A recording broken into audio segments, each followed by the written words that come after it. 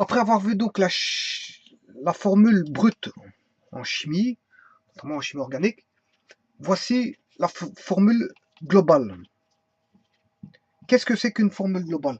Bien, la formule globale permet de classifier, je veux dire,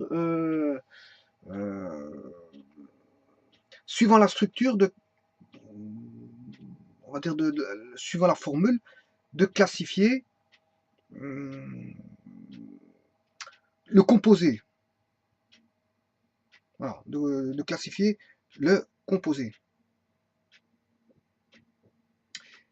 Je vais vous donner quelques formules brutes, je m'excuse, formules globales, qui permettent de classifier, je veux dire, la molécule dans un ensemble bien précis. Bon, si je prends la formule CnH2n plus 2, CnH2n, CnH2n moins 2, voilà, eh bien, ce sont des formules globales. Vous voyez que ça ne fait référence à aucun élément bien spécifiquement. Il faudrait attribuer à la valeur de n une certaine valeur pour avoir une formule, on va dire, brute. Si n est connu, là on a une formule brute. Donc vous voyez bien que c'est une formule, ici, ce sont des formules globales qui concernent des sous-groupes de chimie. Pourquoi? Parce qu'ici, on est composé de carbone et d'hydrogène. Bon, on comprend qu'ici, on est dans les hydrocarbures. Voilà. On est dans les hydrocarbures. Et voilà. Et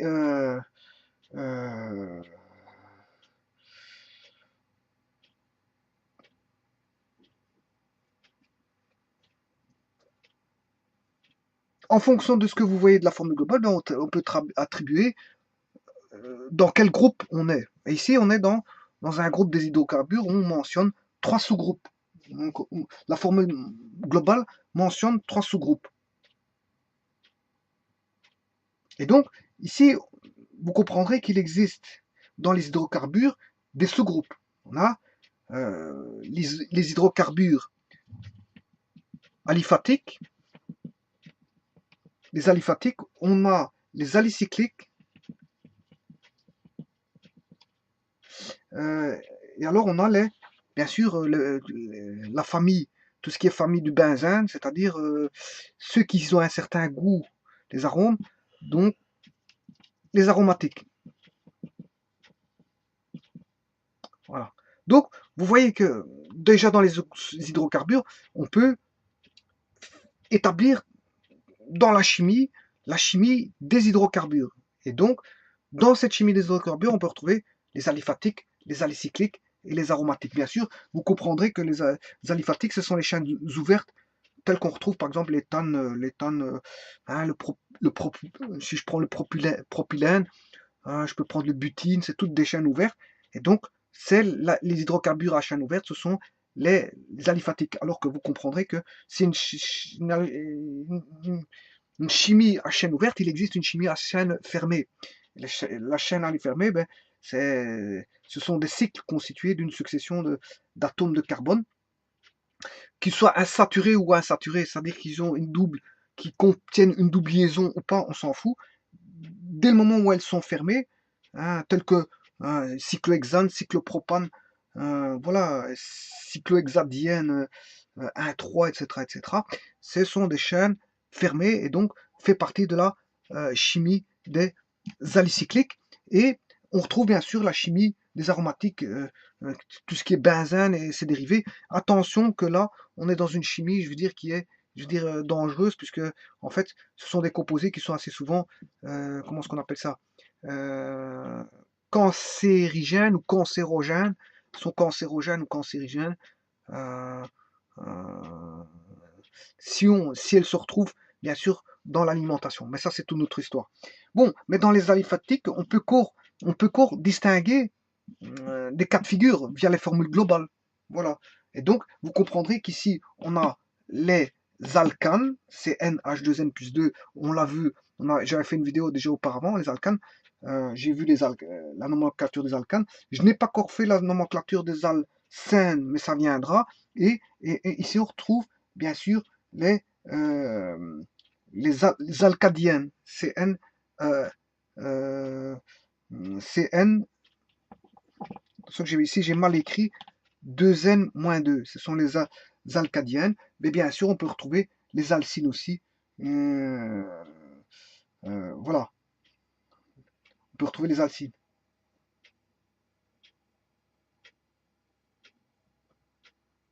Donc, alcadienne ou alcyne.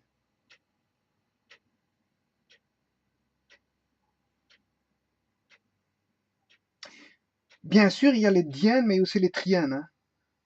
Bon, si je mets la formule générale CnH2n moins 4, ben, là, ça peut être HCnH2n-2. Voilà, ça peut être des diènes ou des alcynes. Hein.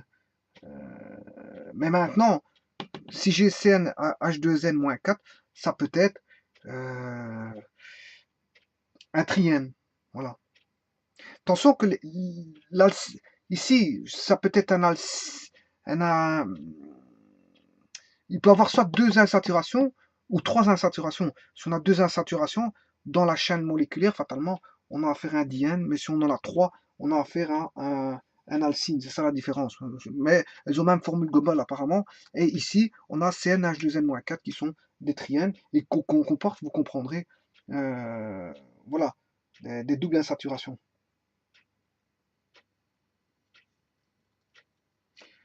Voilà, et ça, vous voyez que au travers de formules globales, mais ça me permet d'être dans un sous-groupe bien précis de la chimie. Et ici, bien sûr, on est bien dans la chimie organique, hein, on n'est pas dans la chimie minérale, c'est déjà une subdivision.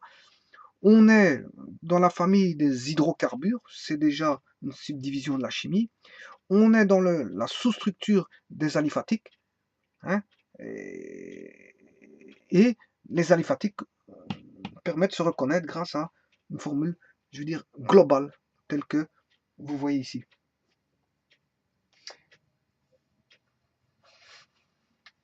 Voilà.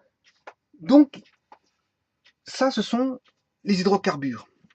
À ne pas confondre, bien sûr, avec des structures, des formules globales qui pourraient ressembler à ça. Mais là, on a les glucides. Les glucides, enfin, on a plutôt les hydrates de carbone, hein, les hydrates de carbone, qui ont une formule CN. Et là, c'est pas CN, c'est pas avec du C et du carbone tout seul. Ici, on aura du carbone et bien sûr de l'H2O. Donc, c'est pour ça qu'on les appelle les hydrates de carbone. En fait, ce sont les sucres. Les hydrates. Enfin, les sucres. Non, je vais en faire des subdivisions, vous allez voir. Hydrates de carbone. Hydrates. Pourquoi? Parce on retrouve de l'eau, une hydratation, avec du carbone. Donc, on ne trouve pas que de l'hydrogène et du carbone comme dans les hydrocarbures. Les hydrocarbures, c'est essentiellement du carbone et de l'hydrogène. Là, en plus, contient de l'oxygène. Donc, la formation d'H2O, eh bien, c'est une hydratation. Et alors, elle contient M molécules d'H2O. Attention qu'ici, j'ai mis N, et là, M. N de Nestor, M de Martin. Nestor, Martin, en fait, qui est une marque de poils. Enfin, mais ça, c'est une autre histoire. N Nestor, M Martin. Donc, et en fonction de N, ça, c'est bien une formule globale pour distinguer les hydrates de carbone. Alors,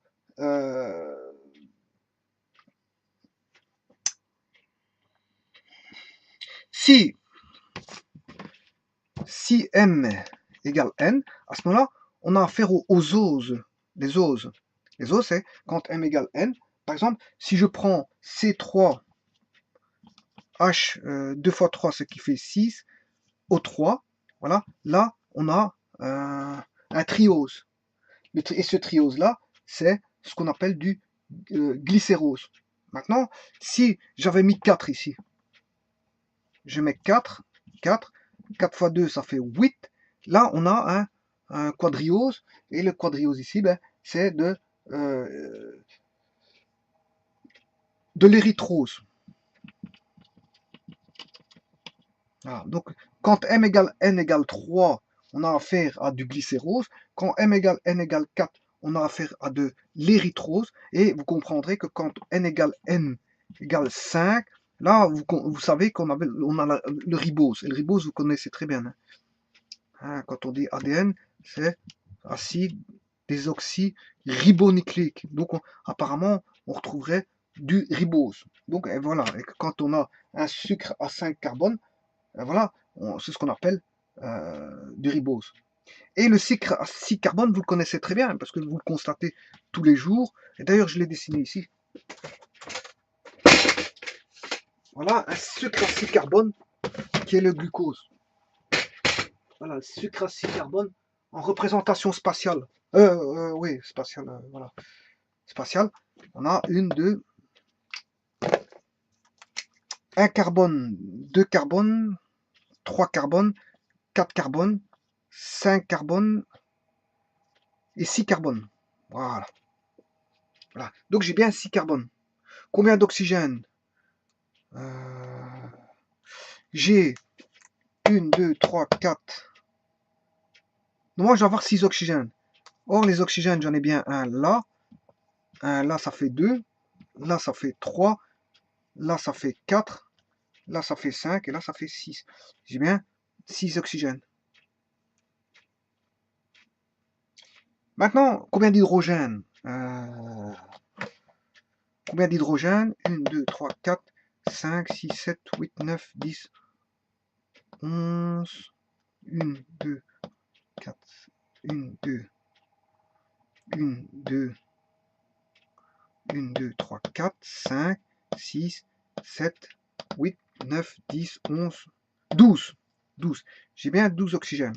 Ouais, et cette formule-là, je peux l'écrire, c'est 6 H2O 6. Vous l'aurez compris. Hein. Bon, voilà. C'est une formule, je veux dire, globale, qui est moins condensée, moins compacte que celle-là. Celle-ci, elle est compacte. Celle-ci est un peu moins compacte.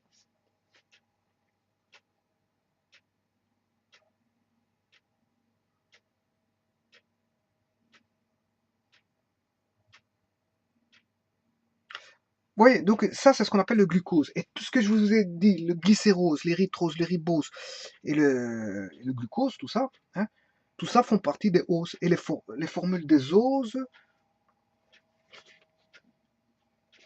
eh bien, c'est quand on a une formule globale de CnH2OM avec M égale N, eh bien, on a des oses.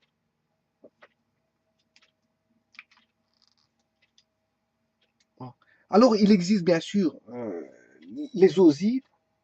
Et les osides, c'est quand on a, bien sûr, M égale N-1. Voilà. Donc, les osides, c'est quand on a M égale N-1. Donc, si vous prenez par exemple, je prends N égale 12, donc j'aurai 12 moins 1, j'aurai 11 carbone, 11 carbone, H2O, et M fait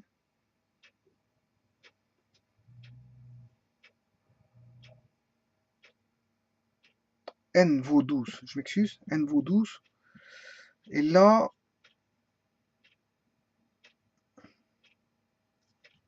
si je prends 12,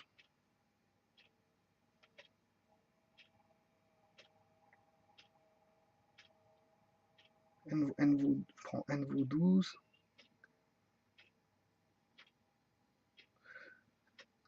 si je prends 12 carbone, N vaut 12, 12 moins 1, 11, voilà, ce qui fait C12, H22 au 11, voilà, C12, H22 au 11, et ça c'est un oside, voilà, c'est un oside.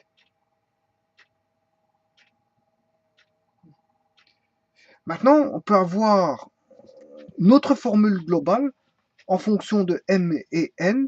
Et si je dis par exemple que M est beaucoup plus petit que N, là on a bien sûr, ce que vous comprendrez, les osanes. Les osanes. Bien sûr, les osanes, c'est, vous comprendrez que c'est l'amidon est un osane. Voilà. Et le glycogène. Glycogène, l'amidon, voilà, l'amidon qu'on retrouve chez les végétaux, hein, l'amidon. Alors que les glycogènes, on retrouve chez les animaux. Donc l'amidon, on retrouve ça dans les végétaux, et les glycogènes, qui est voilà, on retrouve ça dans les ATP, adénosine triphosphate. Enfin, voilà, en réserve d'énergie, réserve d'énergie. Voilà. Glycogène.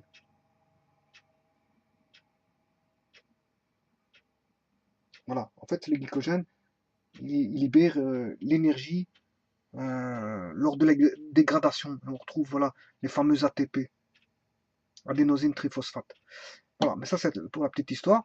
Voilà, et donc ça c'est pour les glucoses. Les glucoses, on les répertorie par la formule, enfin je m'excuse, les sucres osides, les oses, osides et osanes, on les distingue par une formule globale qui est CnH2OM, et en fonction de M et de N, mais on a des sous-groupes voilà, on est sous-groupes qu'on appelle oses, osides, osanes.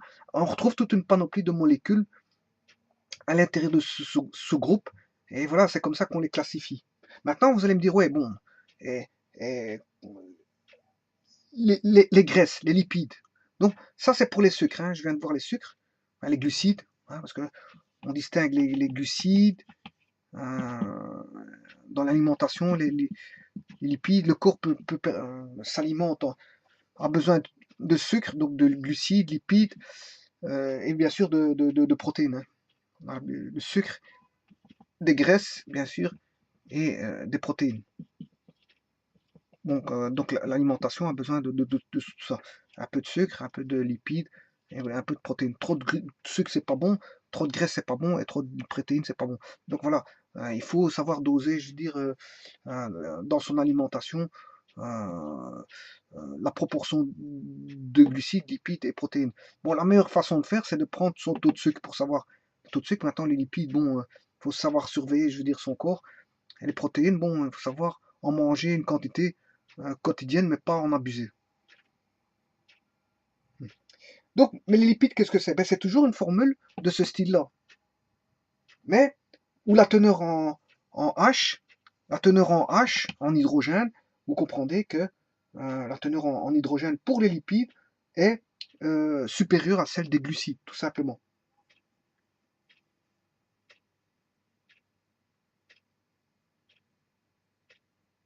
Alors, comment obtenir une graisse, par exemple? Comment obtenir une graisse? Ben, vous faites réagir, vous faites des réactions. Hein. Euh, un alcool plus un acide gras va donner justement une formation de graisse. Hein, si je prends l'alcool, une réaction fort connue qui est la réaction d'estérification, alcool plus acide va donner de l'ester plus de l'eau. Et donc l'ester, bon, qui est une formation de graisse. Donc voilà.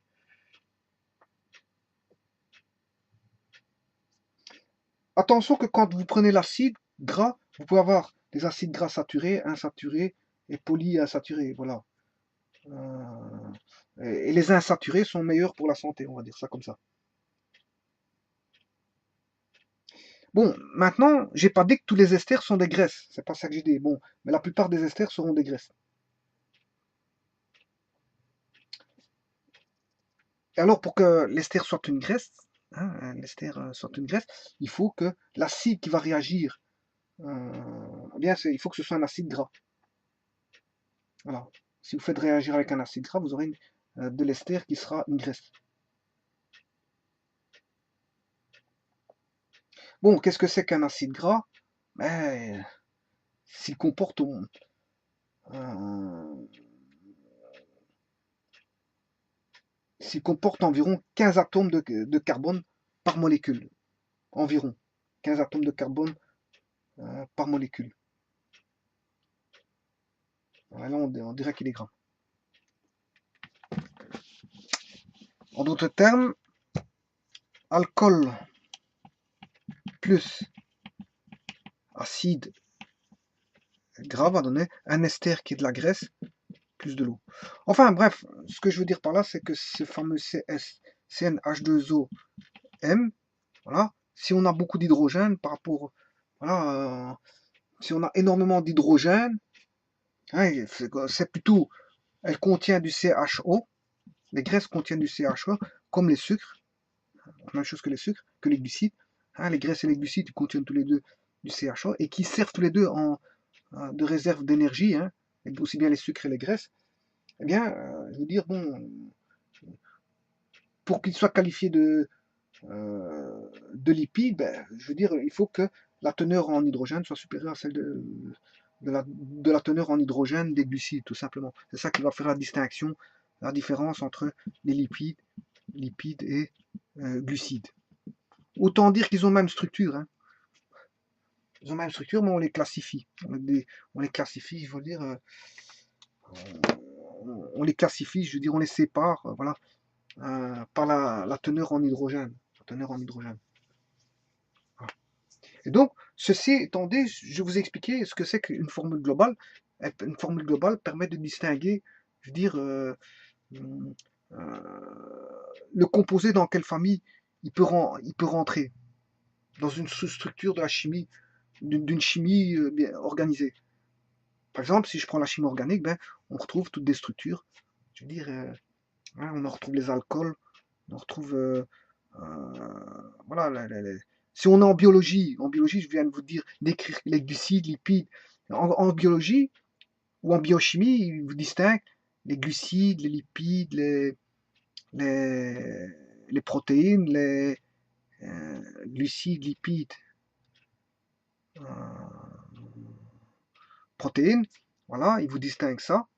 Et dans les sucres, il vous distingue encore dans les oses, les osides, les osanes. Voilà, ça c'est pour la biochimie. Mais si vous êtes en chimie organique, là, on a différentes fonctions. On a les fonctions, je veux dire, hydrocarbures, les fonctions. Enfin, il y a pas mal de fonctions. Hein, je veux dire, on va retrouver les cétones, les cétones, les aldéhydes, les cétones, les alcools, etc. Toutes sortes de types de fonctions en fonction de, je veux dire, de certaines choses. Certaines choses. La terminaison chimique peut décrire, la structure de la structure de la molécule peut décrire, je veux dire, la fonction, peut décrire la fonction. Mais il y a des formules globales toutes faites qui décrivent des groupes de fonctions, Voilà. Et c'est ça la formule globale. Voilà. Pas à éviter avec de confondre avec une structure globale, une structure globale, hein, que j'ai décrite auparavant. Hein. Par exemple, une structure globale, ce serait CnH2OM. Pas confondre avec une structure, je veux dire, ça c'est une formule globale, voilà, qui va vous donner, je veux dire, le groupe dans lequel on peut répertorier sa fonction. Mais parfois il faille dessiner une formule de structure que je n'ai pas encore vue. Et là, à ce moment-là, ça permet de donner le type de fonction. Et là, comme je n'ai pas vu, je ne vais pas le montrer. Par exemple, la fonction alcool contiendra dans sa formule de structure du OH. Du OH. Voilà.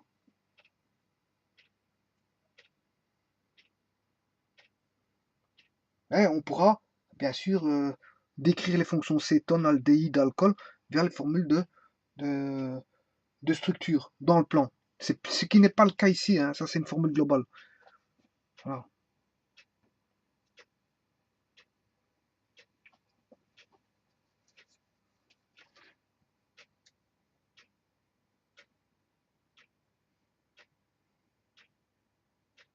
Voilà, donc dans une autre vidéo, je verrai la formule de structure, et grâce à une formule de structure, mais ça permettra de, je veux dire,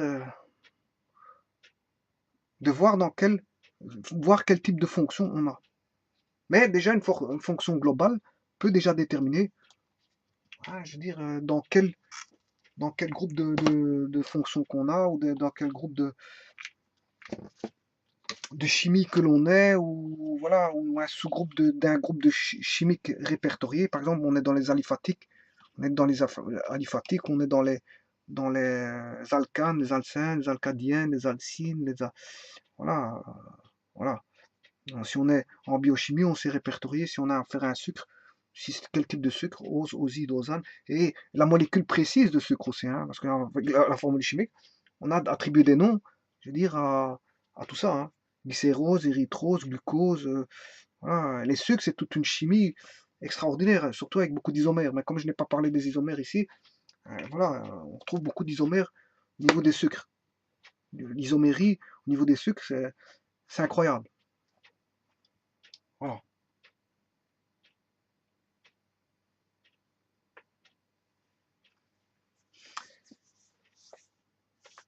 Voilà, je vous remercie, donc je passe à la vidéo suivante. Merci.